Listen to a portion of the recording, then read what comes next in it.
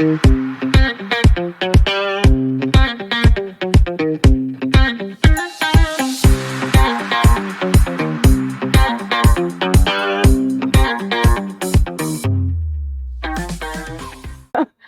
everybody. Welcome to another episode of YeahYecca, where we cover culture, conspiracies, carnivore, and Christ consciousness. Today, I have my beautiful friend, Meghann Kemple, and please let the people know a little bit about what you're currently doing.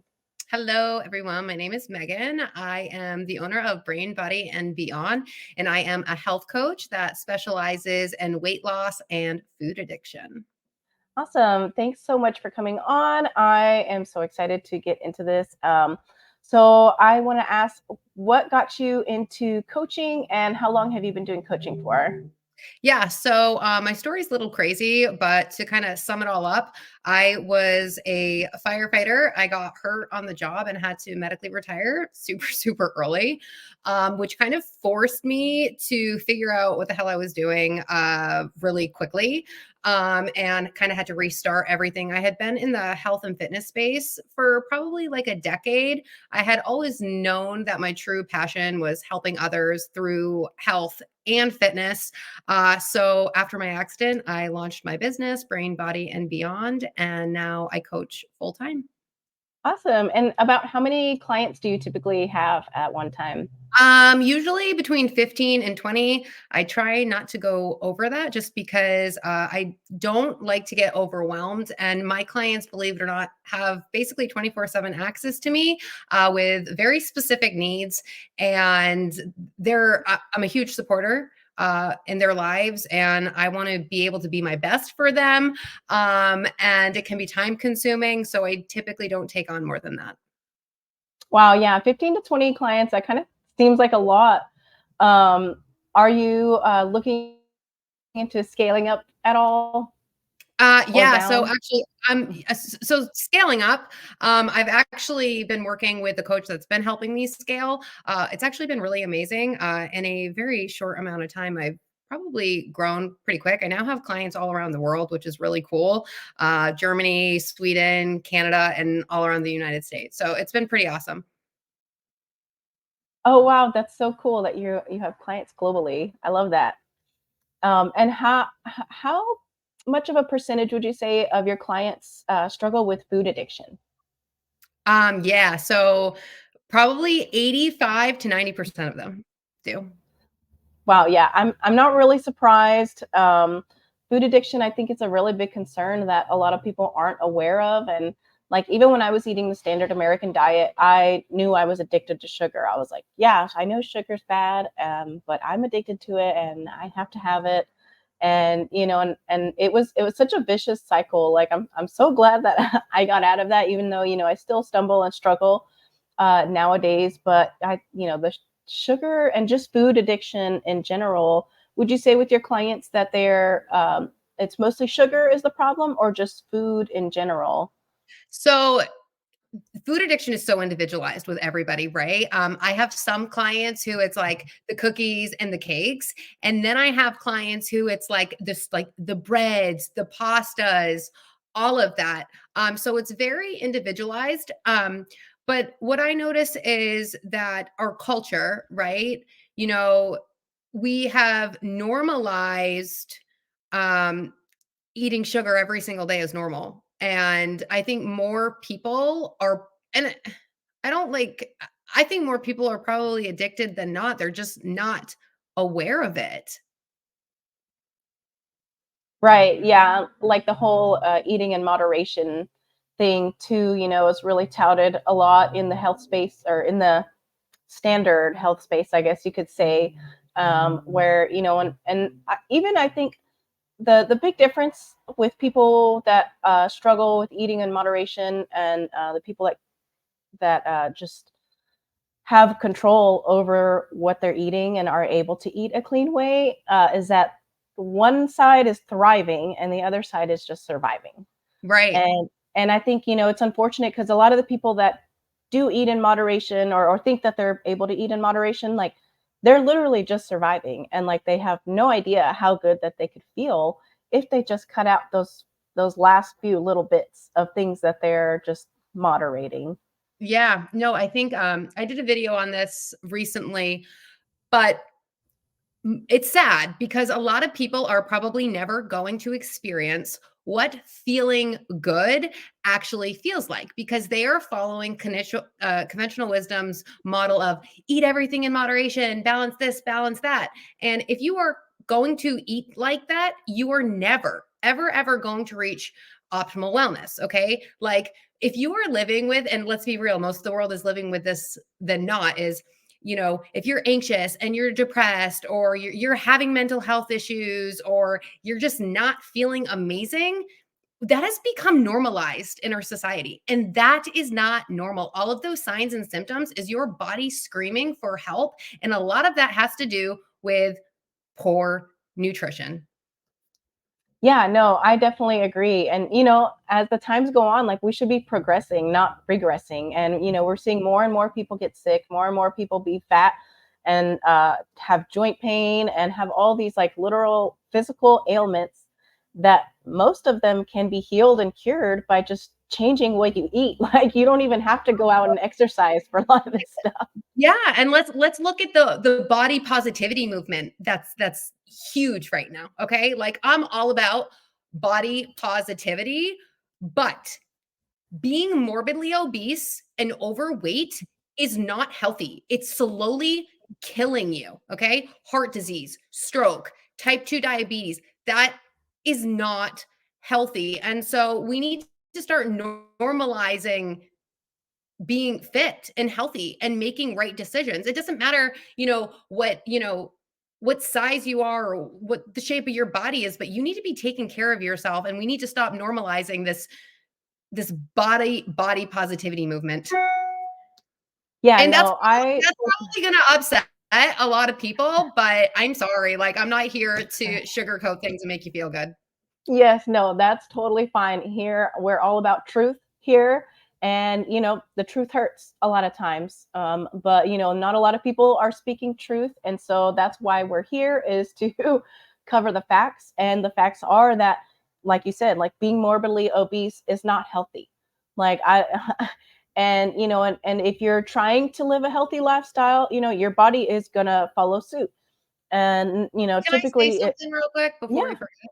And the sad part is there are a lot of people that are genuinely trying and wanting to get healthy and actually think that they are making healthy decisions and you and they're not. I'll give you an example. Like when someone starts working for me, I take, full inventory of like, okay, tell me what your current diet has looked like and what you currently eat right now. And a lot of them think that they've been eating healthy. And I look at it and I'm like, oh my gosh. And they don't know. I mean, that's why they're coming to me. Like I'm trying to help them. Mhm. But what I'm saying is a lot of propaganda, marketing, a Cheerios. Hello, heart healthy. Like, let's be real. People think that, they're making healthy choices when they're not. And it's people like us who need to be spreading the word and educating them and letting them all know that red meat's probably one of the greatest things you can eat for yourself and it's not going to kill you. Right. Yeah. No, it's the seed oil mayo and the seed oil fries and the highly processed bread that you're The eating food along with dyes, it. the cereal, the cookies, the candy, all of that. Hmm. It's not the meat. Yeah. Like even the pickles on your burger probably have food dye depending on where you're getting it from. Like you think, oh, it's just a pickle, like it's comes from a cucumber. Like no, it probably has preservatives and yellow dye. Like Yeah, and I unfortunately. think too, like, and I'm sure you can relate, it's like there's a fine line, right? Because we do live in a modern world. There's Hmm. no hiding from, everyday exposures. And the more you know, sometimes it's a blessing and a curse because you do still have to live your life. But what you can do is just do your best. Hmm. Yeah. No, I definitely agree with that for sure. But yeah, it's really hard out there, like because when I was eating standard American diet, I thought I was healthy eating salads all the time, and but I was a dressing girl. Like I love sauces, I love dressings, and now we know that all the dressings, unless you make it yourself, pretty much, are seed oils. Yep. And that will keep you fat and inflamed and depressed and all sorts of Yeah, bad and things. it's not like those just leave your system tomorrow, Yeah. right? Hmm. They build your cell membranes. Hmm. Yeah, I think it's like, I don't remember. It was either 4 years. I don't know. It's like several years. Years. 8 Yeah. years, right? Yeah. Yeah. It's years. And so it's so unfortunate because yeah, we just lack the education and the knowledge of how to eat real food.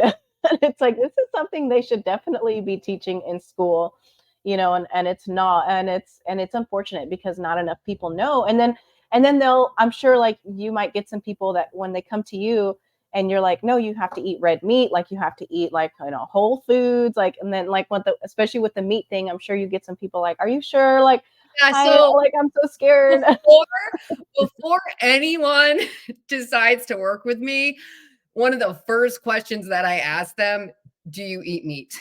Because we're probably not going to work together well. And I'll be real. If a vegan was coming to me that wanted to work with me and still wanted to stay vegan, I would tell them straight up, we are not the right fit. Right, yeah, and, and I know there's some, like, healthy vegans out there, or, like, fit and muscular vegans out there that, they look healthy, but I always question, like, "Well, how is your mental health?" Or, like, "How long have Mhm. you been doing that?" Or because some of these people, they will supplement with, like, whey protein, or, or eat eggs or something, like, a few times a year, um, from what I've heard. And so, like, I always wonder if, like, if there's something hidden behind that, with the vegans. But also, it's just not as common in the vegan world to see super fit and healthy people, especially with, like, the vegan, with they all have the vegan eyes usually, Yeah, compared and to, kind of like, a lot of them are like almost skeletal looking, like the super, super yeah. lean ones. Yeah. Yeah, yeah, especially like the raw vegans and stuff like that. But it's just, you don't see as many super healthy people in living that lifestyle as you do people in the carnivore specifically world. And Everyone, you can tell too, like their skin as well. Like carnivores just glow differently. they do, they glow from the inside out. Yeah, It's just like, they really do. yeah. So I know you coach both men and women. Would you say there's a difference in what you suggest, or recommend for, their diet or lifestyles, like, in men versus women? Um, I honestly, not really. All of my clients are pretty much meat based. I will say this though, like starting out. So I always like to say a low carb carnivore ketogenic diet is not going to heal your eating disorder or your food addiction. However, it's going to help you so much because the foods we're eating are so satiating. We're also not eating a standard American diet anymore where our blood sugar is like all over the place and we're hungry every 2 hours. So that definitely helps a lot. But like in the early stages when someone starts out with me, typically I'm still seeing a lot of vegetables, which is totally fine. I am not anti-vegetable. However, what I have come to learn through myself and in my own practice, the lower the carbohydrates are in a client who is struggling with food addiction, I feel like they do much better, right? Like the goal is what I like to call it. I like to call, the food addiction, keeping the beast asleep, right? The goal is to not have to fight these urges, right? Like we don't want to be fighting off cravings all the time. The goal is that, maybe when you come to me, your addiction is at like the forefront of your brain and we want it back there, right? Like we don't want it forefront. And I think, eating a high fat, high protein or moderate protein diet is the best way to do it. And then Yeah. obviously we're working a lot on the behavioral changes and analyzing ourselves, slowing down, pumping the brakes. There's a lot of behavior stuff involved. That's good. Yeah, and I think, that's a really important aspect too. Like, diet, I would say, is the biggest thing that people, should focus on in changing their lifestyle. But there's other aspects to it as well. Like, it's not just the food, even though that's the biggest part, really important. That's like the first step that you should take. Yeah, and it's gotta always be deeper than body image and wanting to look good because that's so fleeing. Like so many people will start a new lifestyle and they'll live in this honeymoon phase for like 2 or 3 weeks when it's all new and exciting. And then the second it gets hard, it's like they want to quit. And you got to remember, like, I always like to have my clients go back and, remember, why did they even start to begin with? Right. Yeah. Yeah. The why is definitely should be a really big thing. So that way you have something to look back to help you keep pushing forward. Yeah. And remembering the small wins too, because weight loss doesn't happen overnight. But I mean, I'm telling you, like the first week or two with some of my clients, I'll get, I use an app. It's called Boxer. It's a walkie talkie app.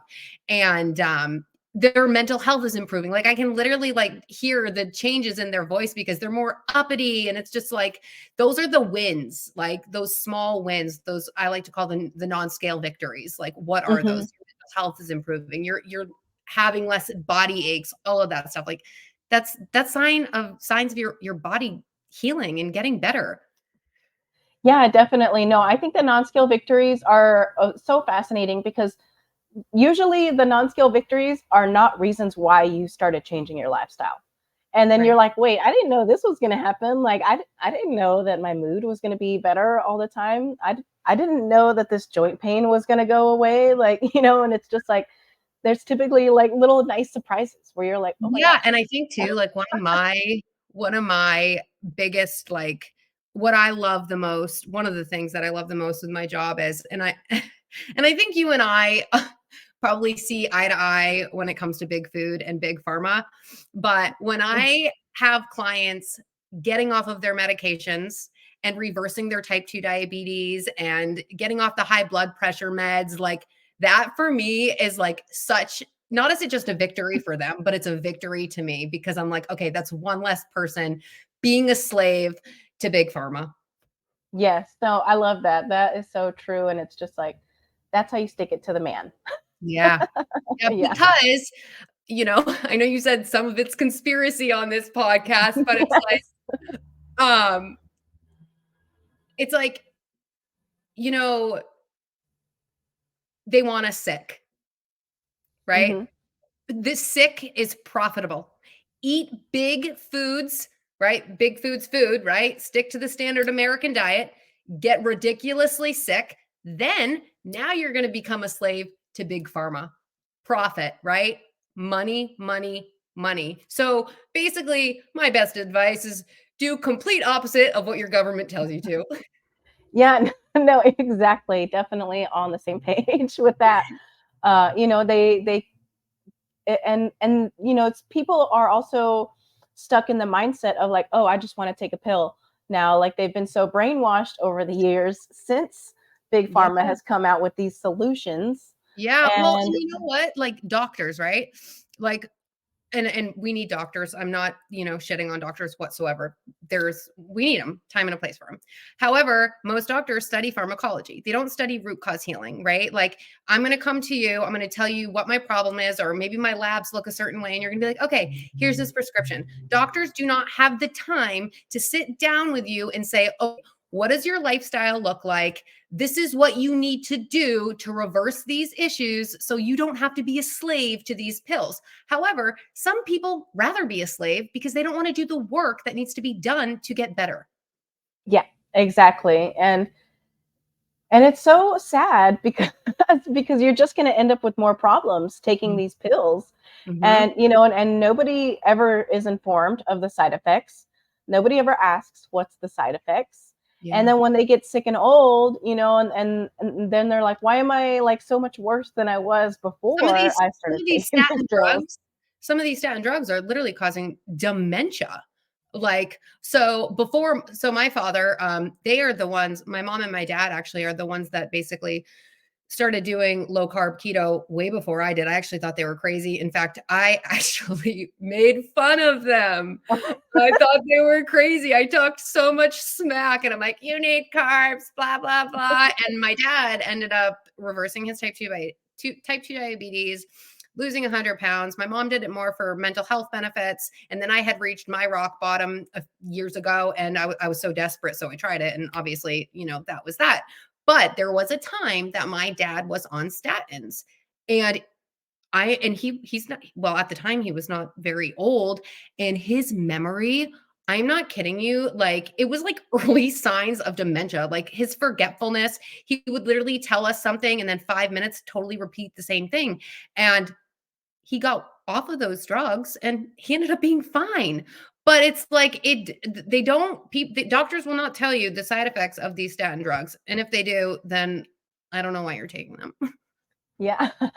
Yeah, and I guess that's another group of people that are kind of brainwashed, I guess you could say a little bit too, like the doctors and the nurses. They typically go into that because they want to help people. Like Right. they want to help people, be better and all this stuff. And but what they're taught, like they're like you said, like they're not taught root cause healing. Right. And so they go into this thinking like, oh, I'm going to help people, like, and I'm going to I get to prescribe people medication and blah blah blah. But that's like, that's not that's not how you heal people. That's not how you help people. And it's so unfortunate because a lot of those people do have good hearts, but they Yeah. just aren't. They're just not aware of the damage that they're actually causing, and it's so unfortunate. Yeah, and I think a lot of people too, a lot of people worship their doctors and put so much trust in their doctors. And before I changed my life, like, I mean, this is coming from somebody who was medicated for 17 years for anxiety, depression, OCD, all of the things. And I take absolutely nothing anymore. But before, I decided to turn my life around, I did. I listened to my doctor for so many years because I trusted him. But guess what? He hurt me. Yeah, no, seriously, you're so right on that. Like people just like will just listen to whatever the doctor says, like even if they don't think that it's right or whatever the case. and Even Dr. and Canberry. Dr. Canberry, I asked him myself. I go, "Is it true that you guys really only," and by the way, I love Dr. Canberry, and I'm sure you do too. One of the few doctors that I actually love. yes. And I said, "Is it really true that in medical school, you guys really only study 1 month of nutrition, like throughout your college careers?" And he said, "Yes." Oh my gosh, that is crazy. One It is month. crazy. Yeah. uh, yeah, no, I love Dr. Kim Berry. Him and Dr. Sean Baker, definitely doctors that I trust and Yeah. know. Yeah, I know I can trust them. If anyone out there is not really familiar with Dr. Sean Baker or Dr. Ken Berry, definitely check them out. And it's so funny, like people always make fun of not always, but people have made fun of their names because it's like Dr. Baker and he's a super carnivore and he doesn't eat baked goods, and then Dr. Berry, like, but no, they're so great, and they're definitely some real ones that will tell you the truth, and Yeah. it's not conventional stuff that you'll hear your regular doctor say. And Yeah. I've They're actually been making watching. an impact. Yeah. Yes. And, they've been in the game for so long, for so many years now. I think Sean has been a carnivore for like 6 or 7 years now, and they both talk to so many people and they work with people. And, they've seen success stories just like over and over and over again, the success stories. And that's what got me into carnivore when I first started it in 2017, is because there wasn't any info on it back then, and it was just success stories, and that's what got me started. I was like, I could not believe all these people are healing all these crazy things. Like, let me see what this is about. Yeah. Yeah, I love it. And so with your in regards to your clients, what is your experience with like what is your easiest client that you've ever had, and then what is your toughest client experience that you've ever had? So, my easiest client are probably clients who are not blowing me up all the time and are not they're following what I'm telling them to do, but I don't hear from them as much. However, I don't really like that. Like, I don't like that because I don't feel like I'm helping them as much. But some clients are super easy, and I can be like, do this, do this, do this, and then I don't hear from them, and then I have our next check in with them, and they crush it all. But a lot of my clients, like, I always encourage communication, like, because when my clients are in constant communication with me, I'm able to help them so much more. Like, the more information I have, the better I'm able to help them. I think the hardest part for me, because I care, so much, and I want to see every single one of my clients win. The hardest clients for me are the ones where the relapses do take place, because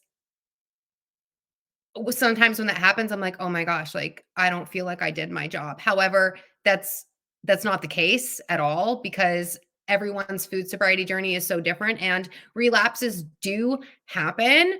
But those are typically like, that's like the hardest part for me in coaching. However, I've only had a few of them, which is really, really awesome. My success rate is very high, which makes me very happy, because I too know how hard it is to overcome food addiction. And you have to want it, man. You have to want your food sobriety more than anything in the world. And I always say the first step to doing that, you have got to 100% accept that you are a food addict. If you are staying in the kind of like gray area, like I don't know, you're never going to get better. Yeah, and and I know you used a kind of more intense word like relapse in regards to that, and I know some people might think that it's funny, like, oh, you relapsed from food, like what, like they might think that's kind of silly, or kind of a little extreme to say like, oh, I relapsed, like I had Yeah. cookies So or maybe I can whatever. go in, maybe I can dive a little deeper into that. So basically, food addiction is serious, man. Like it is so serious. What people don't realize that if you don't get your food addiction under control, it's only a matter of time until you are insulin resistant, type 2 diabetes, you know, long-term heart disease, stroke, like all of these really, really bad things. Even Alzheimer's, which we also are starting to call type 3 diabetes, right? Insulin resistance of the brain, like crazy things. And food addiction comes in all different shapes and sizes. You don't necessarily have to be obese. I have clients who are really, really small. I mean, somebody like me, I was never a huge person, but I struggle with food addiction. So food addiction, is an addiction, right? Like any addiction. An alcoholic, as we know, when an alcoholic is sober for quite some time, you know very well what's going to happen if they have one beer. That one beer is going to turn into probably a 30 rack and God knows what else, right? And the same thing goes with a food addict. So that one bite of a cookie could completely derail them to eating, I'm not kidding you, the entire house, right? That one cookie turns into a box of cereal, the cookies, the cakes, everything. So basically, our reward system has been hijacked. Okay. Addiction takes place in the prefrontal cortex, which is the decision making part of your brain. And it is our job to retrain that if we want to get better. And we retrain that through abstinence. That's the first step. And through time, we're strengthening those neurons. So, like I said, it's not going to be sitting in the forefront of your brain. It's going to be more in the back. However, food sobriety is a lifelong journey. It's nothing, it doesn't disappear. You just get better at navigating it. So, Yeah, yeah, yeah. Are you relapse is real in the food addiction world. It's very real. Yeah, it is. And and it's so hard, especially if you don't have a support system. And because I've experienced it, even when I was carnivore, like just something horrible can happen in your life, and if your friends don't really eat the same way you do, they support you the way that you eat, but they don't like 100% back you. They're not like checking you like, hey, why are you eating so many gluten-free pizzas like all of a sudden, like, or why are you eating this stuff that you don't normally eat, like, and 'cause that's what happened to me, unfortunately. And I fell off like really hard and spiraled into a dark hole of the food addiction again. And I like, and it was so hard to get out that second time.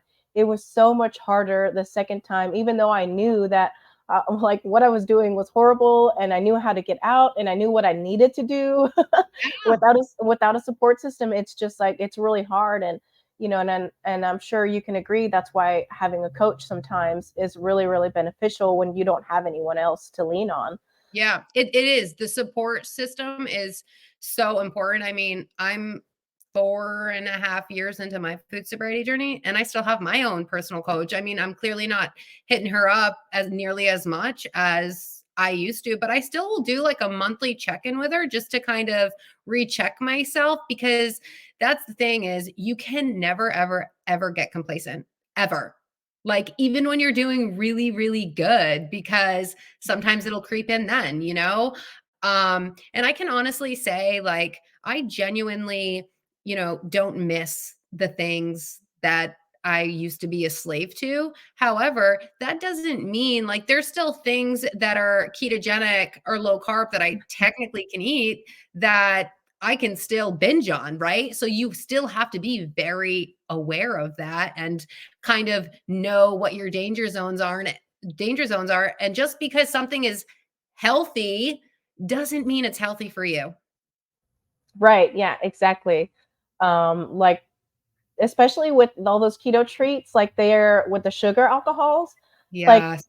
if you're counting total carbs, those are high carb foods. Like they Oh literally yeah. have the And same amount of carbs as the regular stuff. yeah, and the net carbs trick people, like, so much, Yes. like and I always tell people, like, "Go to total carbs," like, it'll say 3 net carbs on the box, and then you look, Yeah. it's like 12 total carbs, and then if you have Yeah. 3 of them or of whatever it may be, that's like 12, 24, 36 carbs, like, right there. Yeah. Yeah. It's crazy. And I can definitely eat a whole box of keto cookies or whatever. Like so I'm like, oh, it's only Easy, 20 net carbs. Like easy.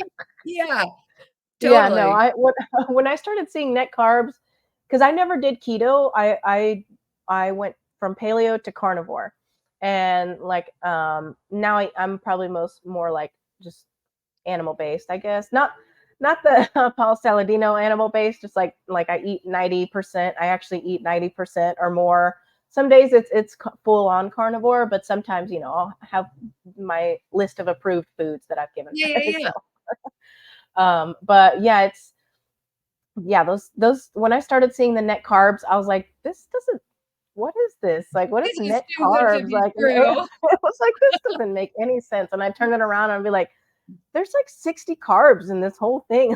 Like, Yeah, how did they get that number? Like, marketing at its finest. yeah, seriously, yeah. The net carbs folks don't believe that. That is a net lie. Yeah, yeah. Um, So I think you might have said this earlier, but your favorite part about coaching and helping others is seeing them get off of the medication. Yes. Yeah. Yeah, sorry. Is there anything else that like helps drive you helping others? Oh, yeah, just all of the wins in general. I think not just the people getting off of their medications, but I mean, that's one big thing, but another huge thing is literally seeing my clients be set free from a lifetime of food addiction. Like talk about liberating. I know how hard it is to overcome food addiction. And in fact, I remember the days of lying in my bed curled up in a ball sick to my stomach because of the countless binges and purges I had gone on in that day. And I would just lie in bed at night and be like, you know what, if I ever overcome food addiction, I'm going to make it my mission to help others do the same. And food addiction was like always that one thing that was in my way. Like I knew that I was made for so much more than the struggle. And I knew that. I just didn't know how to get over that thing, which was the food addiction that was standing in my way.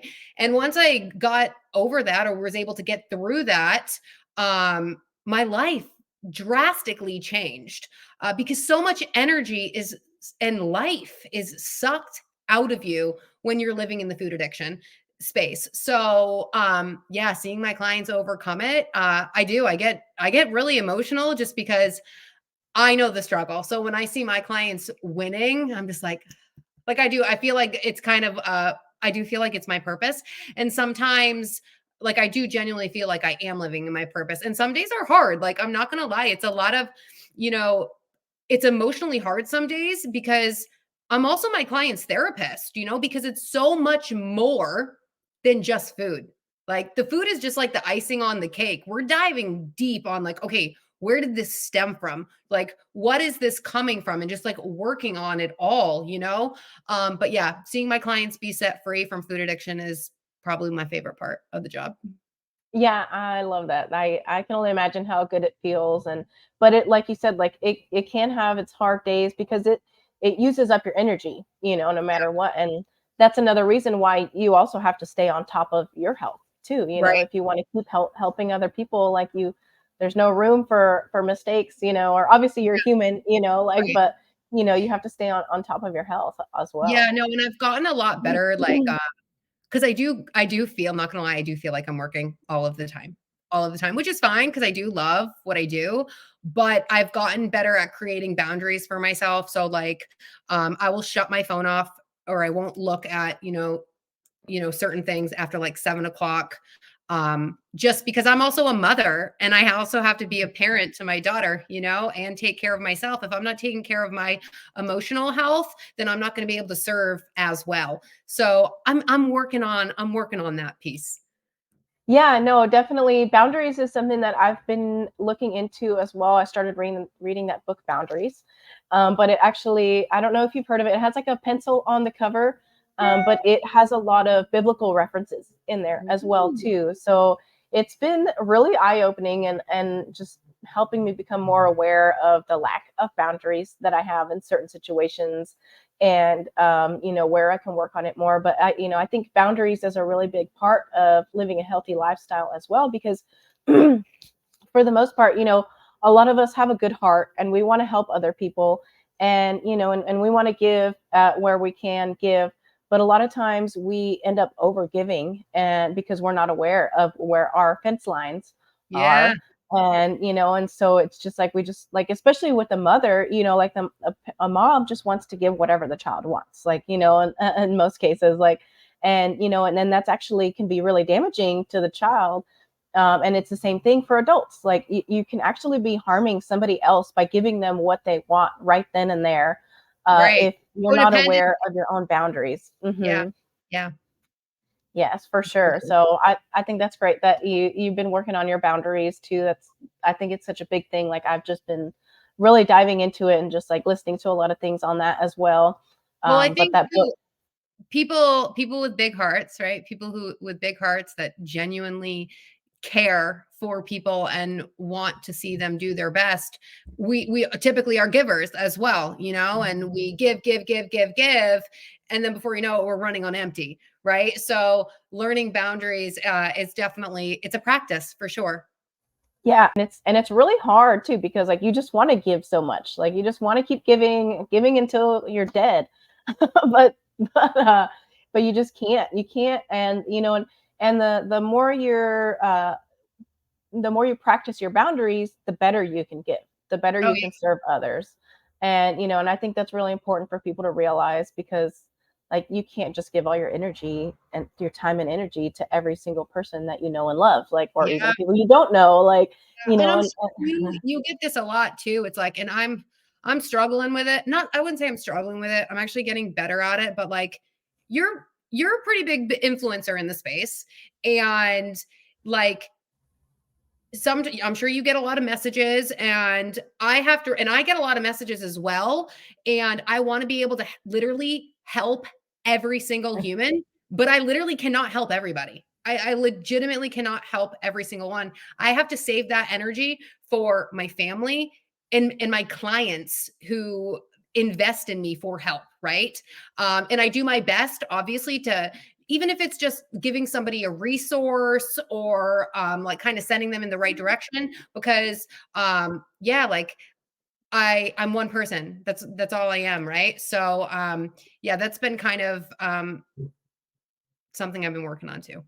Yeah, no, it is really hard, especially when you get a lot of messages like where people are just asking you stuff, and it's like they could take you forever just to respond, to just one person. Yeah, And then you get multiple messages coming in, and that is something that is really hard. But at the same time, you're also providing a lot of free information on your own page right. that people can just like scroll through, or they can. And it's unfortunate because some people don't know how to research. They don't know how to do a Google search. And like, and you don't want to really trust a Google on Google. everything. I know. I was gonna say. Yeah, you don't really want to trust them on everything. But if you're interested in like a keto or carnivore or low carb lifestyle, you just add that into the search engine, and Yeah. that'll kind of help filter out. I will always say, I'll tell people, go hit up Dr. Barry's YouTube. That's where I started. Yes. Yeah, Dr. Ken Berry is definitely a really good resource, his YouTube. And you know, and I think having reliable people that you can like just go to their YouTube and find videos, because yeah, Dr. Berry, he has so much stuff on there. Yeah. I was looking up some topics and like he just kept popping up like on every, I was like, Yeah. I'm just gonna search on his page. Another great one, carb addiction doc. If you struggle with food addiction, carb addiction doc is awesome. His YouTube channel is great. Yes, yeah, for sure. I'll have to check that one out. And then Nutrition with Judy too. Oh gosh, I yeah, love she's her. amazing. Yeah. I love her so much. Yeah, she's great. Yes. Yeah, she will tell you the facts, like to the She's core, all the way to the yeah. core. Like And she's such a genuine person, like as a believer, you know, she wants the best for her people. And if she messes up, which is like almost never, but she'll be like, oh my gosh, I'm sorry. Like she's awesome. yes, yeah, I love her. I've known her for several years now, and you know, and she has a healthy, beautiful family that she has to take care of too. And so Yeah. she's another good one to look into for sure. Yeah, I'm on the food And addiction panel with her at Hack Your Health conference, which is pretty cool. I'm actually really oh, excited about that. Are awesome, cool. Yeah, I will have to you put going? together a dinner or something. I'm not sure if I'm going to be going. I mean, but I'll be in the area, so I Okay, might well, just be if you're not focusing going, on events or something. okay, But I I'll better see be. you. I mean, no, well, I will definitely see you for sure. Okay. Yeah, but I'm not sure if I'll be at the event or not yet. Yeah. I just have a kind of mixed feelings of how it was last year, and the direction it's going. It's just I don't know. It's not the same as it Okay. was, We can but talk you know, about it it's still behind yeah, yeah, yeah. It's still you know, it's still a great thing, you know, for people to go check it out for sure. the scenes. Yeah. But yeah, I'll probably still like put together a dinner, like I have the last two A meetup. events. So yeah, I'll definitely do a meetup. Whether I'll be cooking or something, I will definitely put something together for that event for sure.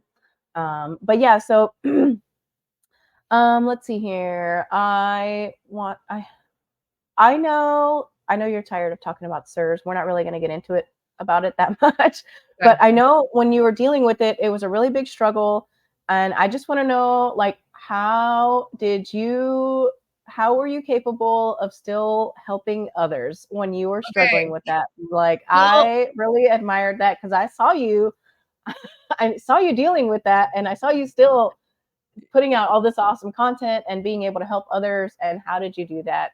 yeah. So, uh, full disclosure, I'm still dealing with it. But it's got I'd like to say that my symptoms have gotten better. But how did I deal with it? Honestly, if I'm being completely raw, I know heartbreak very, very well. I know what it's like to be sick very, very well, just because I had a traumatic brain injury. So I know what it's like to feel like crap and have to push through because you do not have an option. Um, I feel behind the scenes, which I don't show obviously very often, but I have my days. I have my days where I'm calling up my dad, crying my eyes out, like God, please just help me. So definitely my faith has helped me immensely. I think God throws stuff at us for, you know, there's a reason for everything.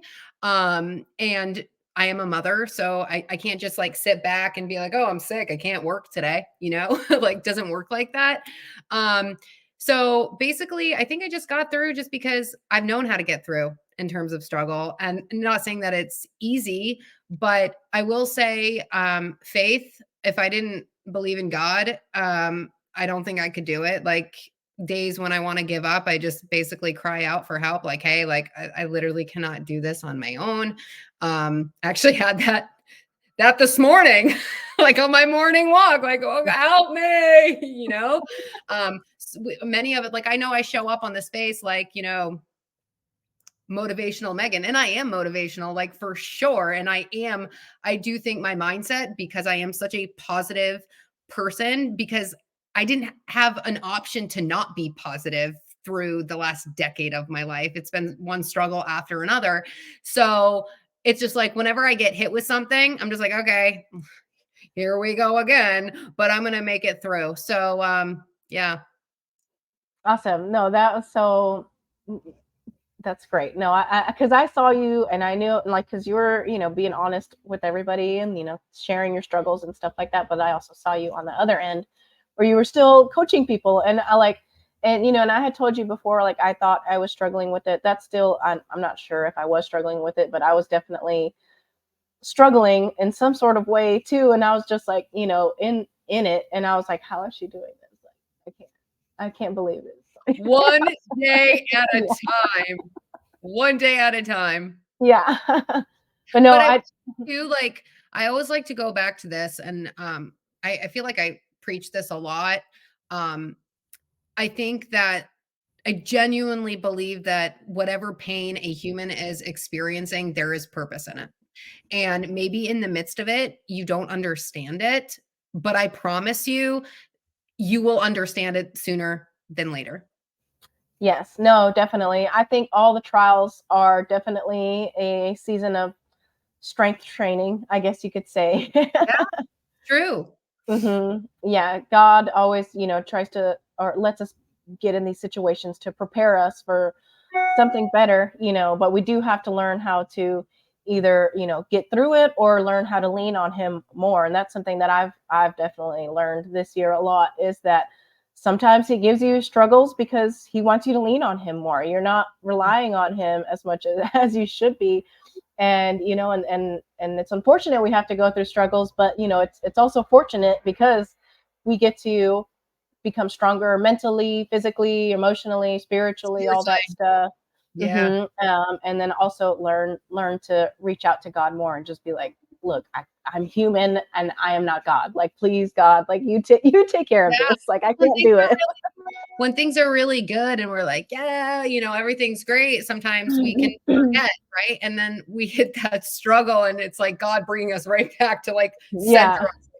No, like this is where you need to be. Remember me. I'm the one that's in charge. But yeah, it definitely, I think I don't know how people don't do it like without faith. Like I don't know how they do it.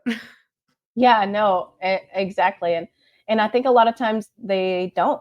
They aren't able to do it, and and because I know a lot of people, and not all, but I know a good chunk of people that like run into depression or have mental health issues don't have God on their That side. Like they outlet. don't believe in God. And it's like without that, like you literally have nothing. Like you really don't have That anything hope. like that can just that hope, that knowing that everything is going to be okay, because there's nothing out there like God. Yeah. And yeah, it's really unfortunate. Have you always has God always been a big part of your life? That's funny. So I would say that my relationship has been like this. Yeah. It's been a roller coaster. I grew up in a very, very Baptist home, super strict Christian home. And then obviously, my young adult years were a little more crazy and wild. I feel like my relationship is always something that I need to work on, and to strengthen it because there'll be times where I'm clinging to God. And then there's moments when life is really good. And then I kind of get like, I don't want to say lost, but I forget. But he always brings me back. Yeah. Yeah, no, I would say probably the same for me too. I grew well, not exactly, but I grew up with Catholic and then non-denominational Christian, and then my teen years, I was like, I got this, Right. and then, but the past couple years, I've just been working on getting a lot closer to God, and but I still struggle with the same thing like you do, like and it's not even necessarily all the time when life's getting good. It's just I'll just get distracted and then something horrible happens and I'm like, I'm sorry, God, I'm back. Like Yeah.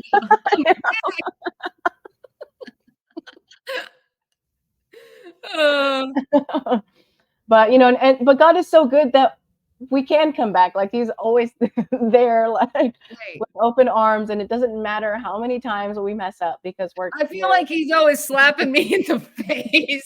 Like, Meghann, get it together. And I'm I like, know. I'm sorry. So Yeah, no. Meghann has always done what Meghann has wanted to do, and I pay for it all of the time. So whatever. But Yeah.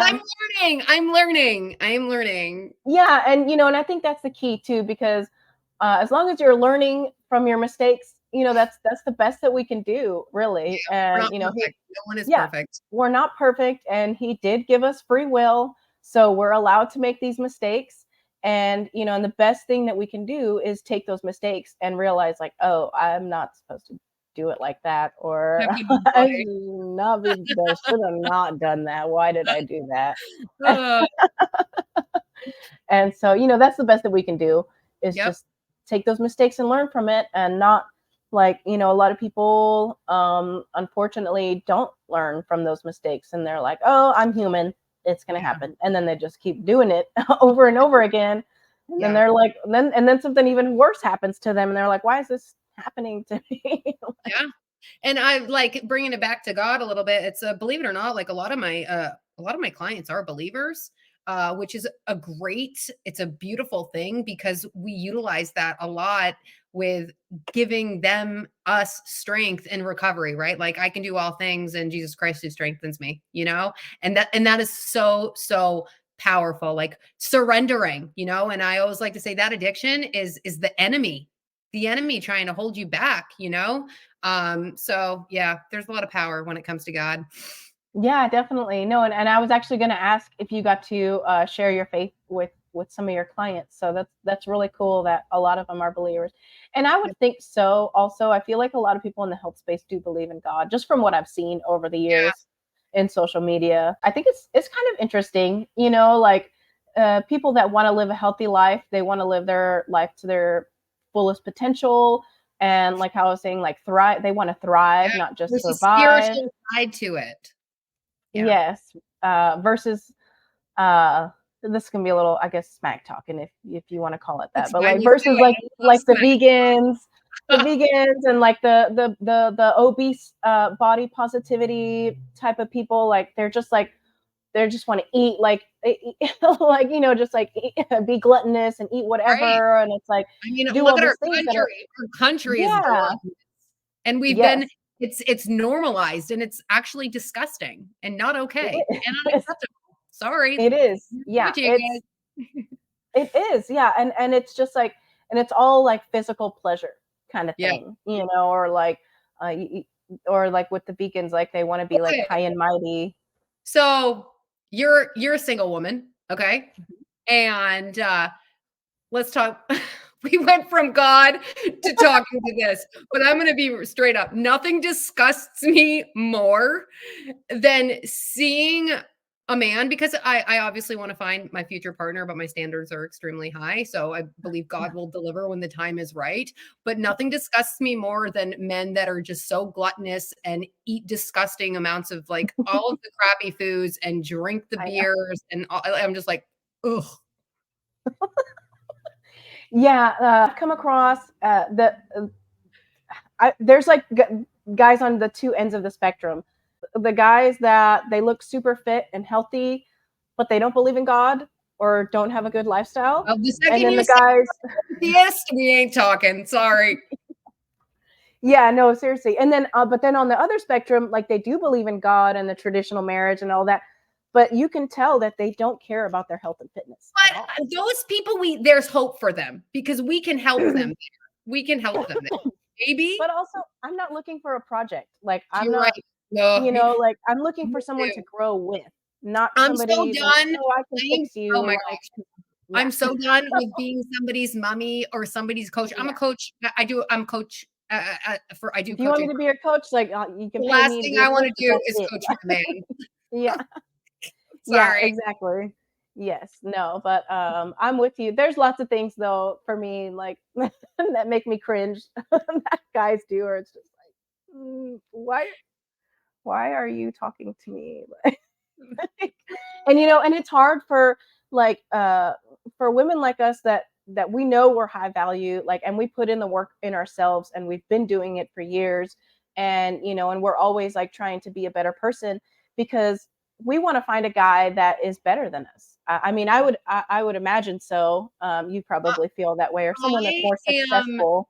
yeah, like, I'm so tired of being the strong one. Like, I would love to have somebody to lean on. I'm not saying I need, like, you know, a daddy, but, like, I want someone who is, like I'm a very strong-willed woman with a very strong mind, and I would like to find a man just like that, someone that I can lean on because everybody leans on me. So, like, I'd like someone to lean on every now Yeah, and no. Exactly. I feel the exact same way, and and then maybe we'll meet a guy that's like that seems like somewhat as a good potential partner, but then you get to know each other more, and you're like, okay, now like I see you're leaning on me a lot, like, and like right. I want to lean on you, and like Yes, I want us to like build and do this build together. together, like not just have it kind of be one sided, and Yes, and I think too, like, you can probably agree to this, it's like, I want that. I don't need it, and I'm not willing. Like, I love my life. I can genuinely say I love my life. I love what I've created. I love what I'm going to continue to create, and I don't need anyone that's gonna get in my way or who is not willing to grow or evolve with me, right? Mhm. It's going to take the right person, and I'm sure you can agree to this. I rather be alone than be with the wrong person. Yeah, 100% agree. Definitely why I've been single for several years now. and I and bet I bet I have you beat. okay, I've been single I think it's 4 years. Oh, It's yeah, I've got yeah. you beat by years. But yeah, and it's just and it does get harder and harder for women like us though, because men are under attack. And there's not a lot of men that are happy with their lives. Like we're happy with our lives. Like we like the life that we have, and that's why we're like comfortable being single. Like I will happily like I took myself to the movies the other day. I had a Yeah. great time. I'll take myself out to eat. Like I take myself out, Oh, and like and I love my life, and and I only want to include somebody in my life regularly if they can add to my life. right. And I Not think they gotta be ready for a yes. women like us. Yeah, yeah, no, they definitely have to be ready. And nobody's going to be perfect, so like we can't just like you know, we will most likely have to give in on some things that we preferred, but it's Right. not like a must. But that's what a And relationship is, right? It's compromise. yeah. But you've gotta Definitely. be willing it's gotta be the right person that you're willing to actually compromise with. Right, yeah, and and you have to make sure that the compromises aren't anything major, Right. like a belief, obviously. Right, like, "Okay, Um, you wanna have steak tonight, but I want a chicken. I'll meet you in the middle, and we'll do both." right. Yeah, yes, exactly. But yeah, it's unfortunate because a lot of guys aren't ready. Like they aren't putting in the work, and or they're just they want to find somebody to make their life happy. And Yeah. it's like, I want you to already be happy, Right, and and then let's start there. right. Like, And and we then we can can be be happy sweeter. together. Yeah. Yes, yeah. Yeah, exactly. And and there's all the men, both men and women are under attack. Yeah, Like they want the women to be like all boss babes and paying all the bills or splitting 50-50. And like, I'm not saying obviously as a woman having your own business is a horrible thing, but you have to find that balance of, balancing your femininity with the masculine okay, energy. girl, that's a great subject because 'cause I've actually had to work really hard on that. Like, I know I am very aware that I have a lot of masculine energy just because I have had to take care of myself for, the last decade. I've been on my own. I've Mhm. created the life that I have, and I've had to survive a lot. So it's just kind of been like, this tough energy that I've just have, right? And I have been working on getting a lot better with kind of showing my feminine energy side because I'm still super feminine. I just know that I kind of have that like tough girl facade. It's a lot of work, because I used to, and there's still things that I'm working on, but I used to be really, really masculine too. And, just like, oh, I can do it all by myself. Like like, I'm a Right, tough girl, all this right. stuff, I don't need but you. right, yeah. Yeah. Or the other masculine thing where you're just like meeting a bunch of different guys and like hooking up with guys too, because that's also very Yeah. masculine too. Yeah. And so that is unfortunately a part of my past. But I did a lot of things that were very, very masculine. And the past 2 to 3 years, I've done so much to like change, to be a little bit more feminine. And I'm definitely not the same person I was like 2 years ago. Yeah, me Um, neither. But isn't that a good thing? Like you just keep yes. getting better with age every year. Yes. And but yeah, it's really hard. And, and then to remember things, and like even just like the way that we talk or the people that we hang out with, even it like plays a big role in our femininity. And Yeah. and so it's really it's I really a think lot of for me too, and I bet you can kind of relate to this too, because my track record is not not amazing. I think I have to also remember that not every male is a shitty male, right? That's just what that's what I know, right? Um, so also just kind of getting to know somebody and not judging them and expecting them to just not be a good human being, like that's a terrible thing, right? So yeah. I really do try to look for the good in everyone and don't jump to conclusion like they're like everyone else, because that's also not good. Yeah, but then also at the same time, you do want to listen to your intuition, because Yeah, the your gut, intuition is your almost always right. yes, exactly. So if your intuition is telling you like, not this one, like stay away, like you definitely gotta proceed with caution in those types of situations for sure. But but yeah, no, I definitely know what you're Next. saying. Yeah, for sure. Um, let's see here. So I'm gonna jump back to God, and I just want to ask if you have a favorite Bible verse. Yeah. So I actually had a mental breakdown this morning, and one of my best friends, I'm pulling it up right now. We were just kind of talking this morning, and this is literally she sent it to me, and she didn't even know that this was my favorite Bible verse. But this is literally I cling to this one on a regular basis. Trust in the Lord with all of your heart and do not rely on your own understanding. Think about him in all your ways, and he will guide you on all the right paths.